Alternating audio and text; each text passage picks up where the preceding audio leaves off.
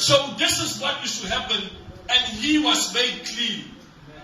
Then he could move free.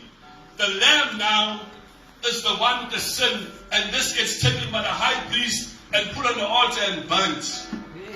This is what happens, stand there. But then came our Father Jesus in the back. He looked and he saw that this price was too much for me and you this morning, family of God.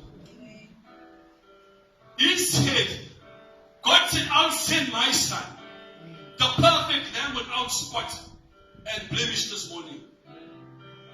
He said, there's no more need for you when you come into the presence of the Lord. He said, because Jesus is the ultimate sacrifice for me and you. The Bible says when Jesus was arrested, and the high priest got hold of him,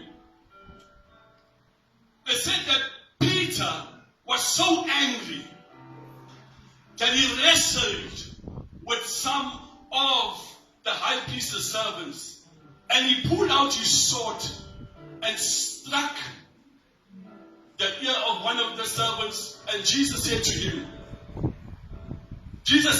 that if a man lives by the sword, he'll die by the sword.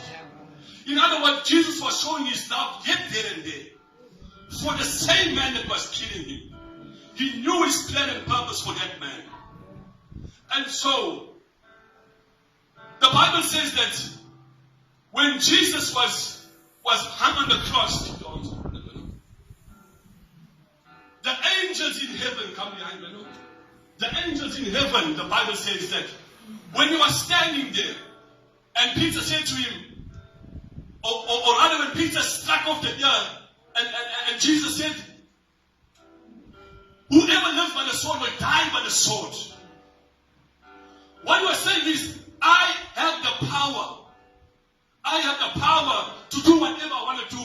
Or he goes on to say, do you not think that I can call on my Father? There was no cell phones in those days. But he said, I can call on my Father, and you will send a legion of angels. These are the angels this morning. He said, I'll send a legion of angels, and they'll wipe out humanity.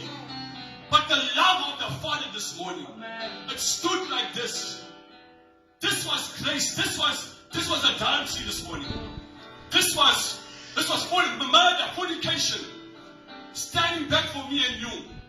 And when Jesus looked, he said, this fight, and the angels standing in the back were ever ready to come and wipe out as they came closer, pushing forward, but the hands of Jesus held them back. Come forward, push forward, guys.